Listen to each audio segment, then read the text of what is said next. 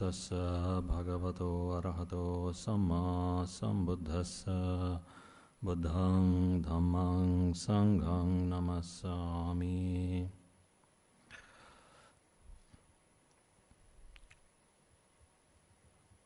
Respected Venerable members of the Mahasangha and respected Professor Vyas and Professor Bimalendra Kumar, Kulashrestha ji, and also Dr. Pant, and all dignitaries and all the friends in Dhamma.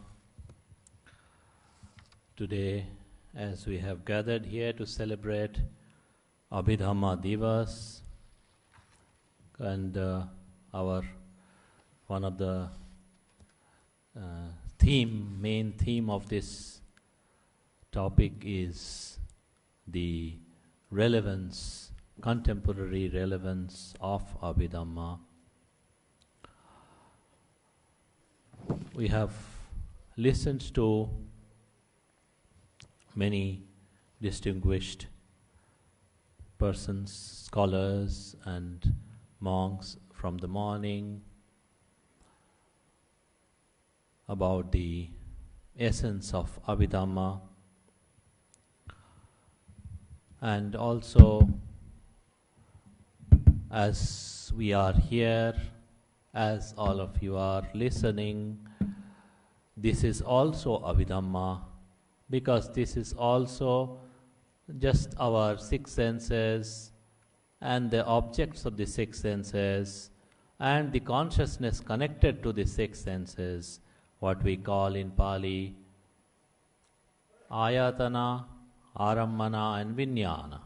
So this is also Abhidhamma, just like everything else. So Abhidhamma is, we call higher Dhamma or higher teaching or special teaching or profound teaching. Basically the essence or the gist of the teachings that the Buddha has given. So whatever we are doing, for example, if we talk about our life, then our life is what?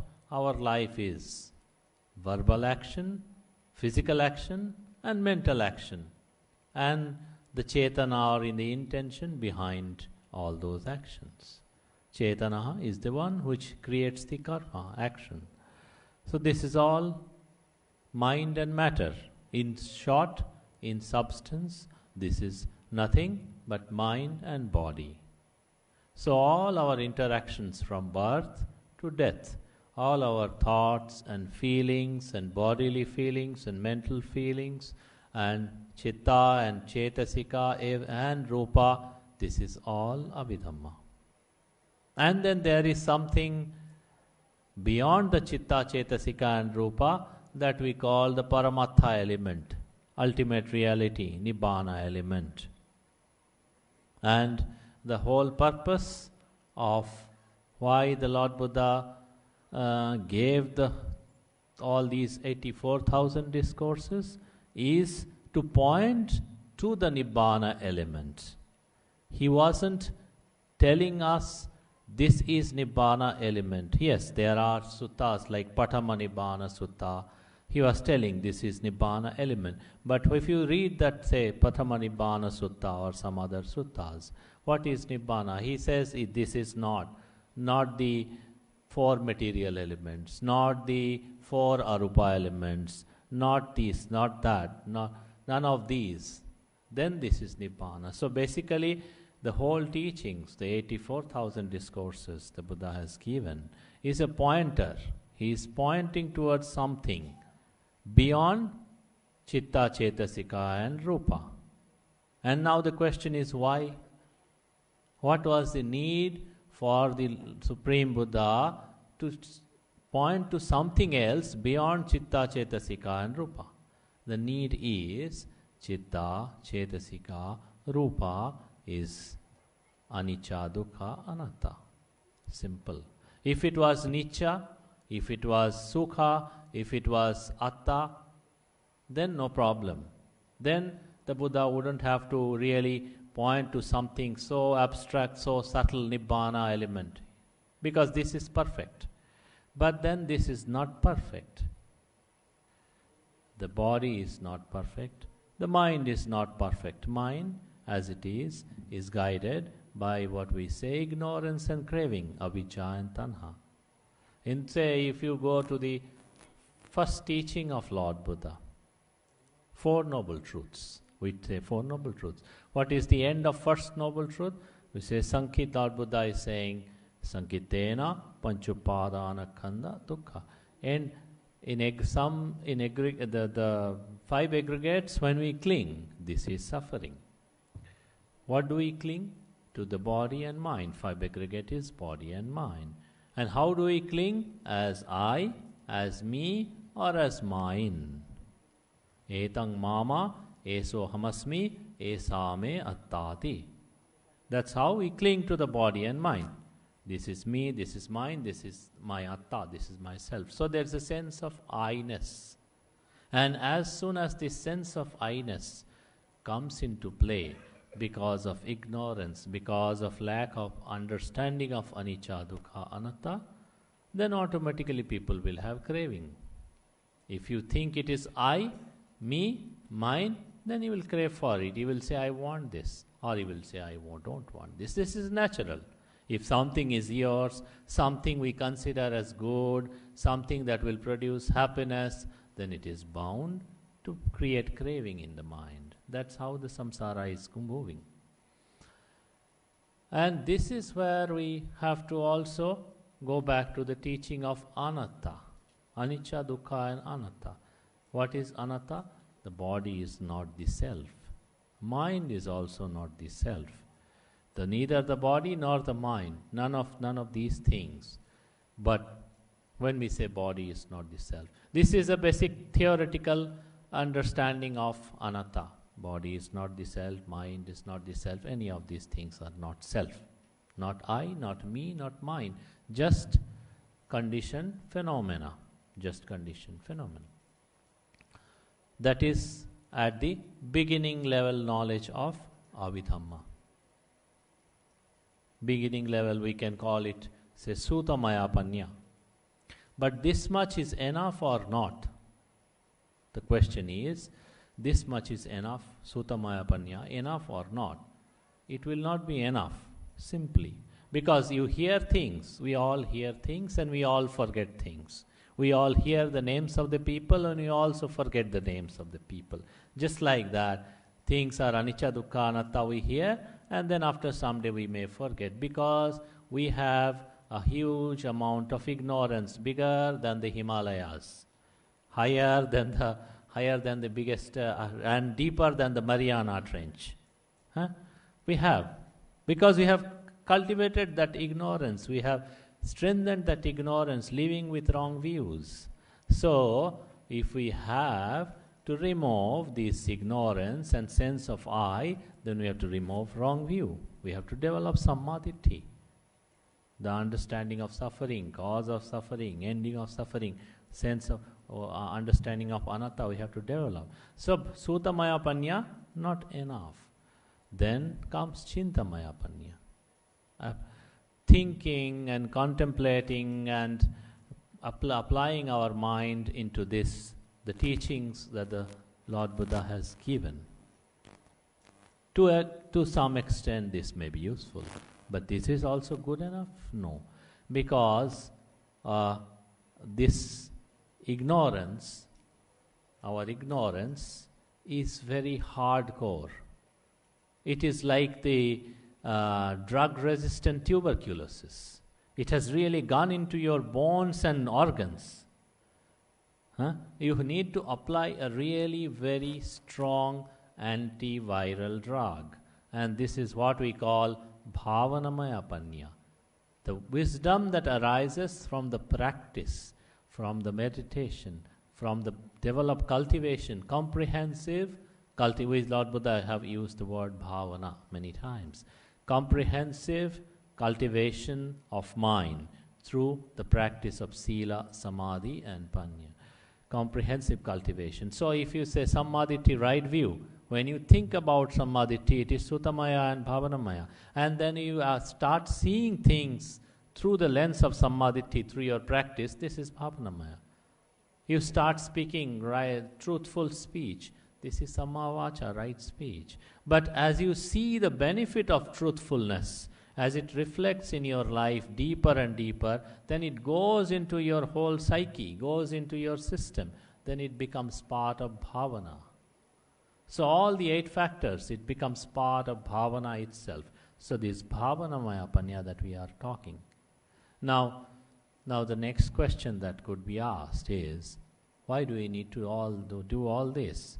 Simply because people, anybody, now we say this is the age of smartphones. So I don't really think people are getting smarter though, but I have a serious doubt about it, whether people are getting smarter. For example, simple things I ask people. Okay. I asked somebody, where is the way to the dining hall? He should have said, go straight and go right. He said, Siddha. For him that is Siddha.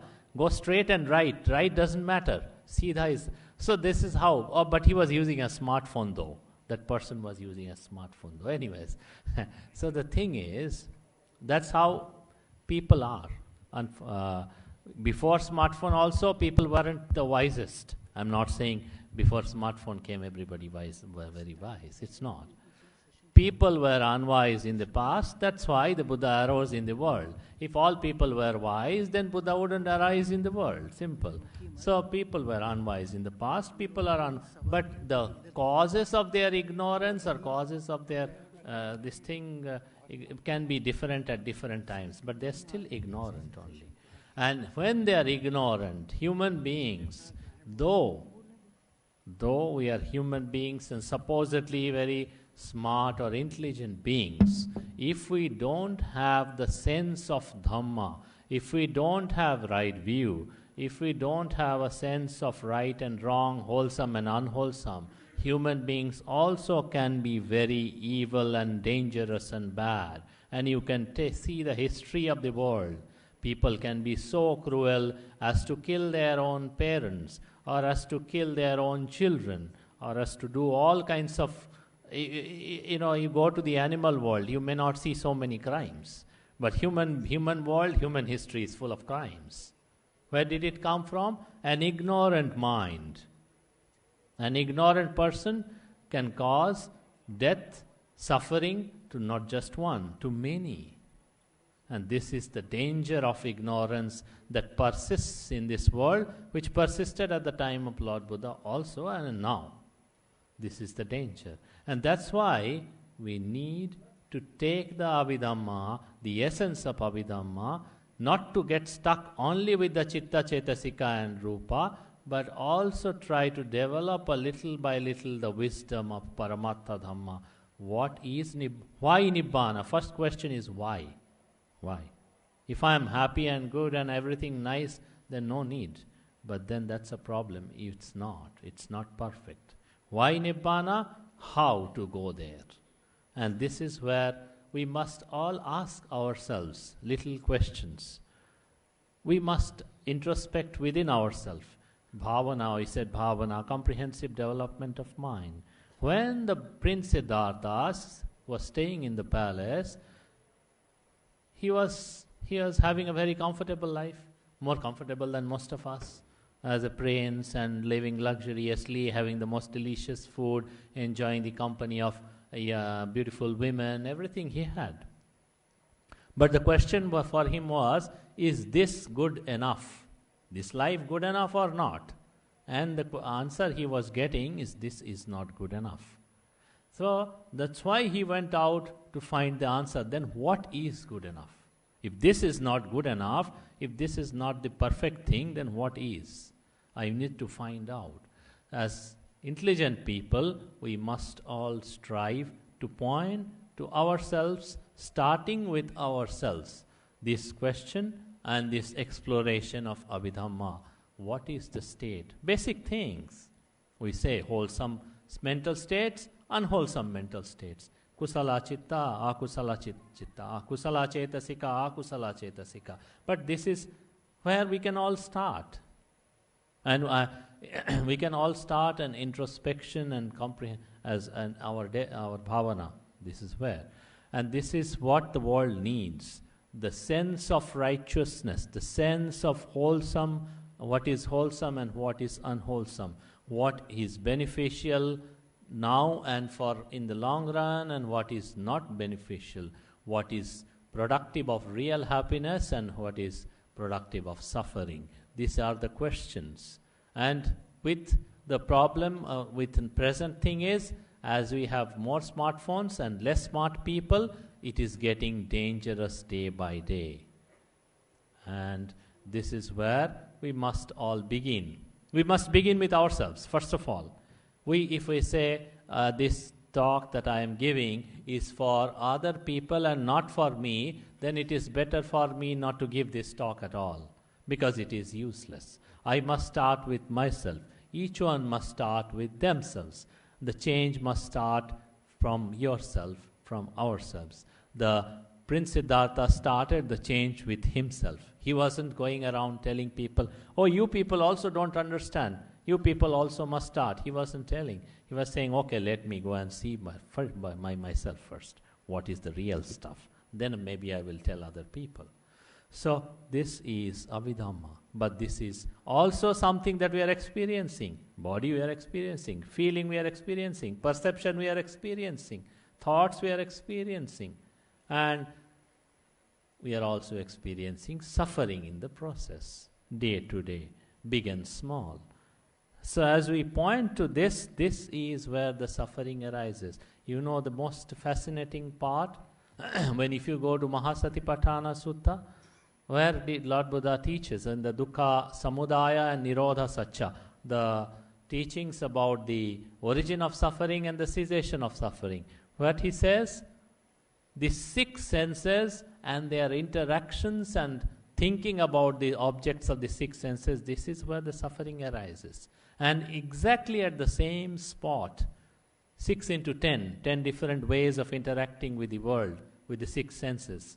And in the same 6 into 10 different places where the suffering comes to an end. Of course, this is a very high and complicated teaching. It is not something we can just theoretically understand. But then if you say, oh, this is my world, the six senses is my world, this is where I create suffering, this is where I put an end to my suffering. And this is where everybody can find a way out of freedom, way towards freedom, way towards happiness.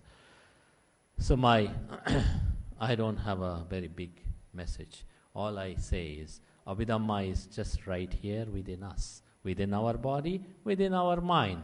And so if we explore, if we dive deep into it, if we practice correctly in accordance with the teachings of the Lord Buddha, then we can see the Abhidhamma blossoming. And then we can also see the highest reality, Paramattha Satcha, Nibbana element also, slowly blossoming.